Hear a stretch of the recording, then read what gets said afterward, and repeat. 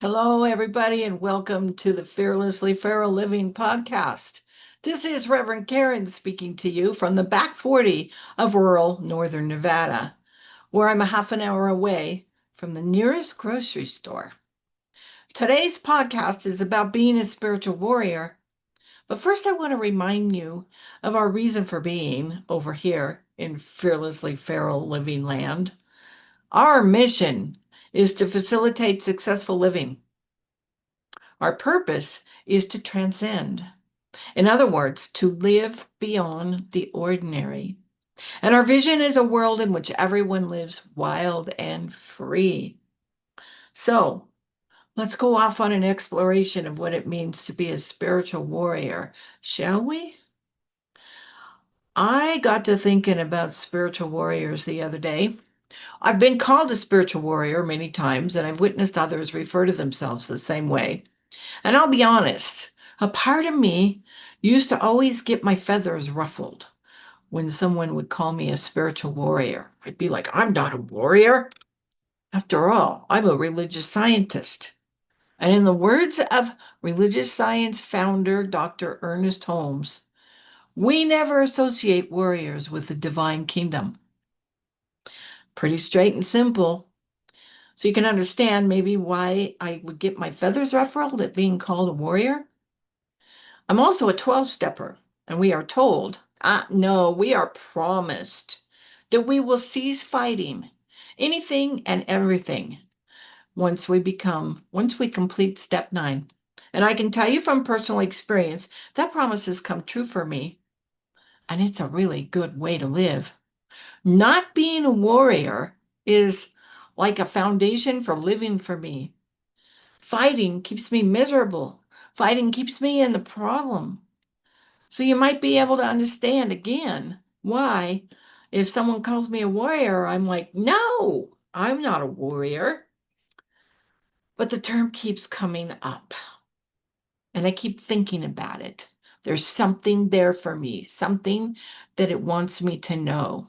And this is the thing about things that keep coming up for us. If it keeps coming up, there's something there for us to learn. So I set off on a little investigative journey here. There's a book called Falling Down and Getting Up. It's by Mark Nepo. It's a great book. I recommend it. He said, quote, war derives from the Indo-European word wares or wers, W-E-R-S. I don't know how to spell it. How to pronounce it, which means to confuse, mix up. All war and conflict stem from confusion. So a spiritual warrior is one who remains committed to the removal of confusion within us and between us. I love that definition. Oh my God, if that's the definition of a spiritual warrior, then sign me up. I'm a spiritual warrior. So yeah, all my ceaseless, strong suggestions to do spiritual practices are based in a foundation of the removal of confusion within ourselves and between ourselves and others. It's all about having clarity within our minds. It's all about living in peace, which is kind of the opposite of confusion. And it's all about good communication, which is eliminating confusion between myself and another human being. So, yeah, given that definition, sign me up. I'm a spiritual warrior. So I investigated a little further, though. I went to AI. AI says a spiritual warrior is a person who battles their own inner demons instead of other people. Kind of the same meaning. Tibetan Buddhism says a spiritual warrior is one who combats the universal enemy, self-ignorance. Yeah, sign me up. If those are all good, if those are all definitions of what a spiritual warrior is, I'm all about that. I teach going within. The entire body of my work is based on one thing: going within to change and tweak and nurture and make a more improved version of ourselves in order to function more effectively in the world. Yeah, being a spiritual warrior is what it's all about. But there's more. So like I said, I'm a religious scientist.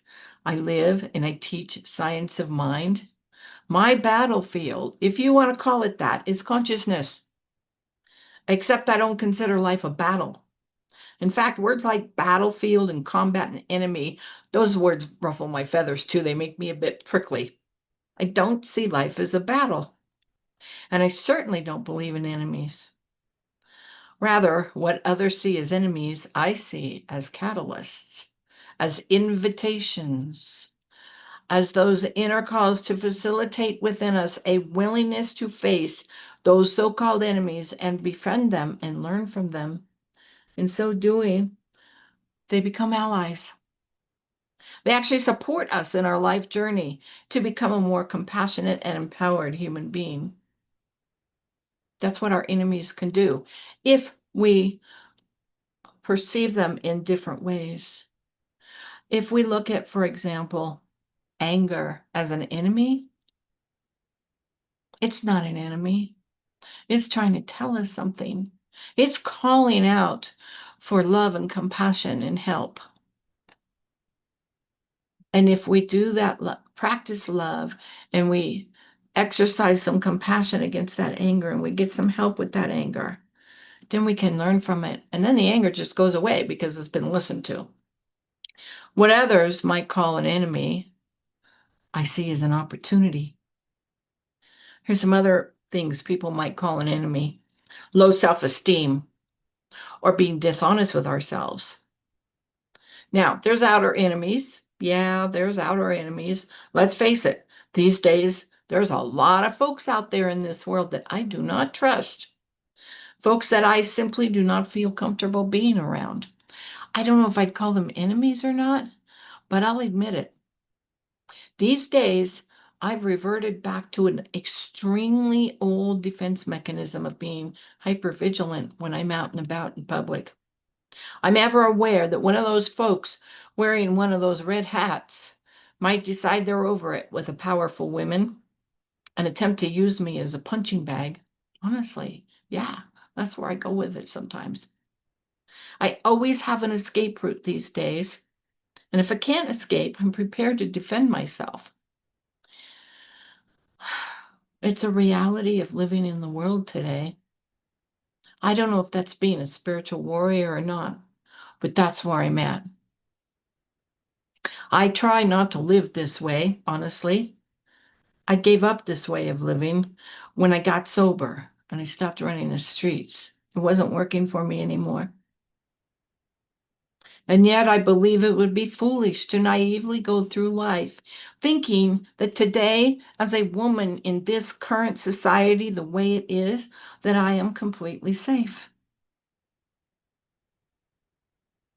There are things going on in this country that are very threatening to people like me, to gays and lesbians and non-Christians and people of color. I am admittedly not a Christian. And there's white Christian nationalism movement going on in this country that would take people like me and, I don't know, lock me up or deport me or burn me to the, tie me to a stake and burn me to the ground. Honestly, really, it's tough. It's tough living a spiritual life these days. I admit that. I get that. And when we look at things like spiritual warriors, and we're supposed to be loving and compassionate, I don't know. And yet, from a fearlessly feral point of view, being a spiritual warrior means I have spiritual grit. It means I refuse to abandon the principle of love just because there's a bunch of people running around who are sorely misguided. I refuse to abandon the principle of love. This, in my mind, is what being a spiritual warrior looks like. I must remain open and loving and kind and compassionate, even if some of the love I practice is tough love. As a spiritual warrior, I must adhere to the spiritual principles I have laid down for myself, no matter what. In my opinion, this is what living life on life's terms is all about. And if you're a 12-stepper, you know what living life on life's terms means. It means accepting it all. You don't have to be a 12-stepper. It's not the secret handshake. It just means accepting all of life. Sometimes life is easier than others.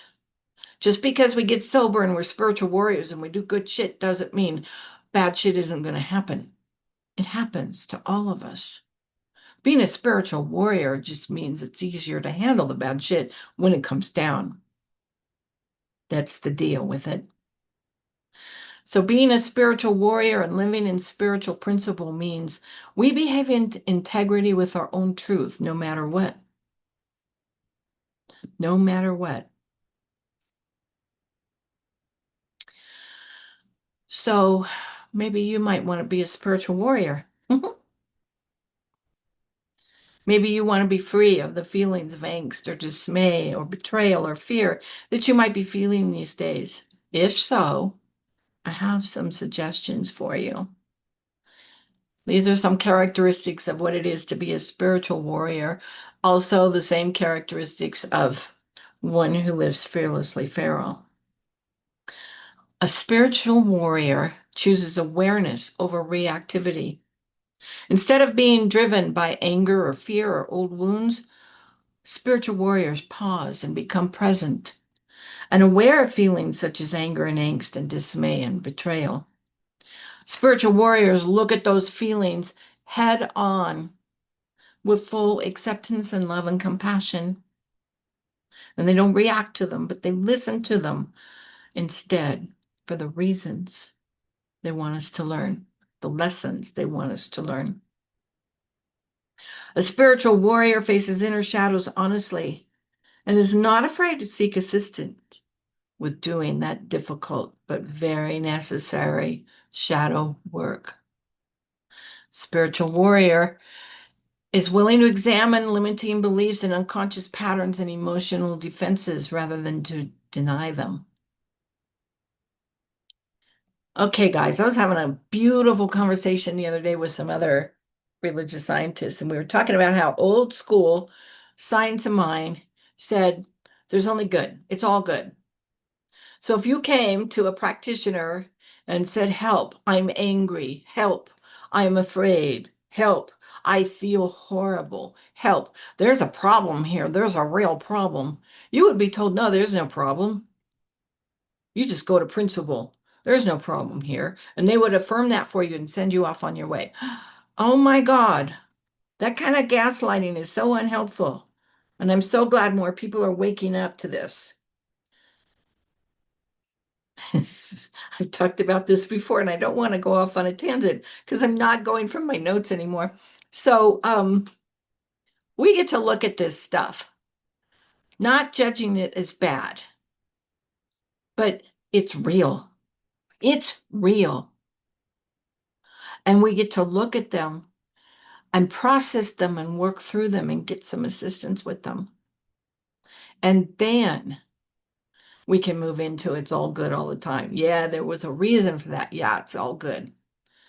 There's a process to getting to the place where instead of acknowledging and denying that I'm angry, I can go into treatment and instead affirm that I'm at peace, for example.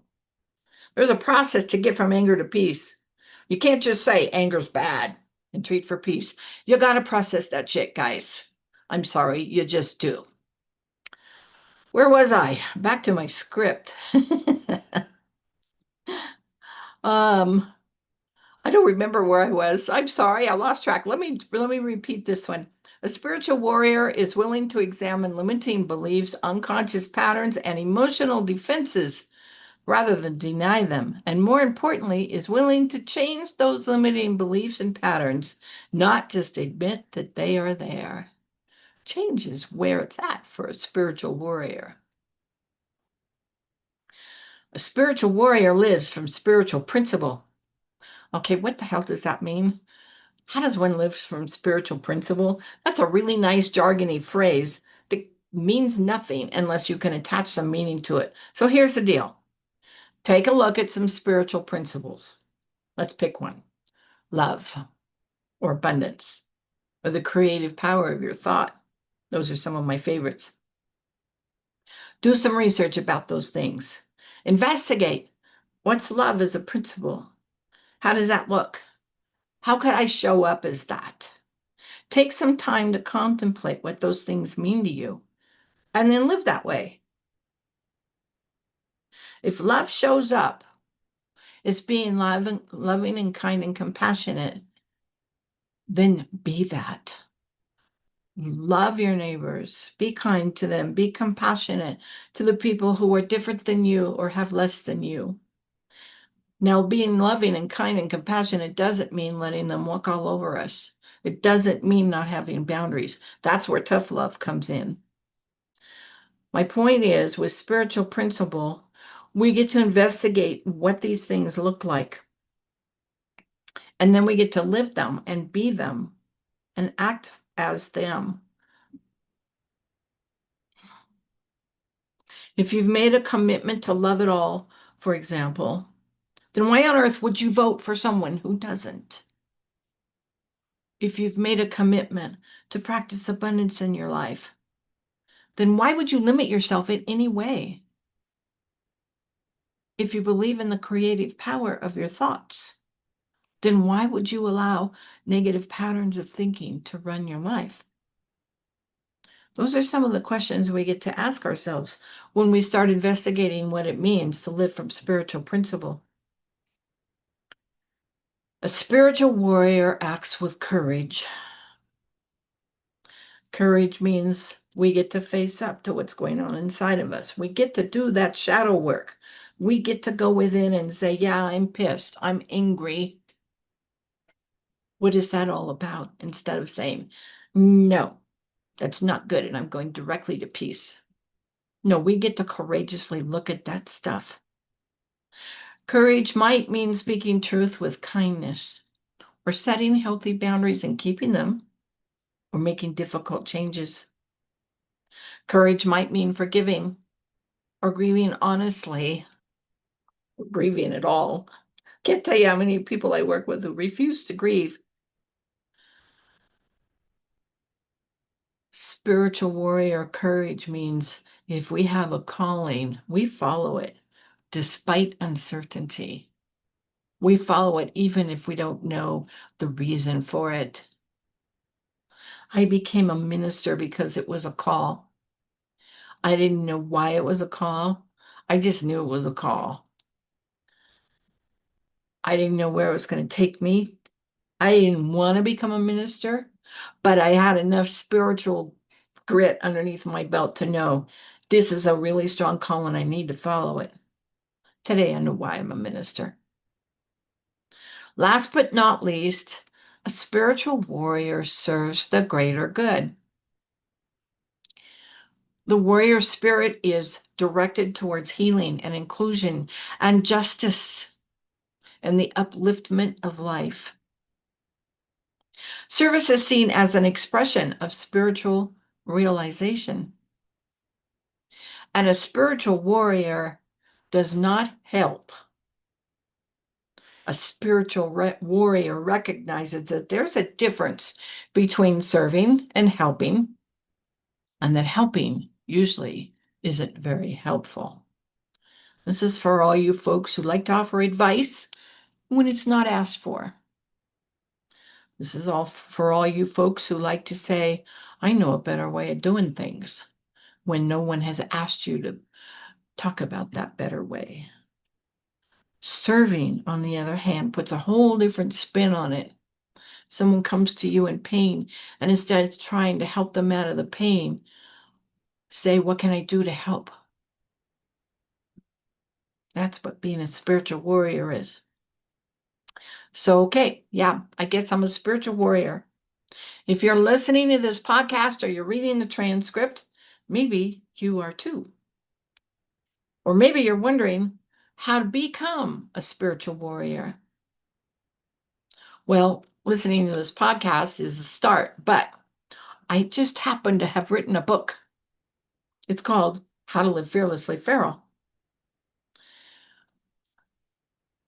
I wrote it for a bunch of reasons, but one of the reasons I wrote it is to suggest to people how they might become spiritual warriors. It's all in there. I dare you. Buy the book, read it, do the exercises that are recommended in there, and then report back to me and tell me how you doing. How you doing with that? I dare you. I dare you to do that. So we're at the end of what I have to say, at least for today, about being a spiritual warrior. And I thank you so much for listening and for your support. Just the act of listening. I get stats. It tells me who listened and where they were when they listened. I get all these statistics. It does my heart so much good to see how many people have listened to this podcast. I am knowing Fearlessly Feral Living for me and for you. And I want to remind you that Fearlessly Feral Living is a focused ministry of Centers for Spiritual Living. Your financial support is also much appreciated. And because we're 501c3, it's fully tax deductible. And you can support us in other ways. We accept donations via PayPal and Venmo. And you can find all this information on our website, fearlesslyferal.org. Once again, I thank you, and I am knowing Fearlessly Feral Living for me and for you.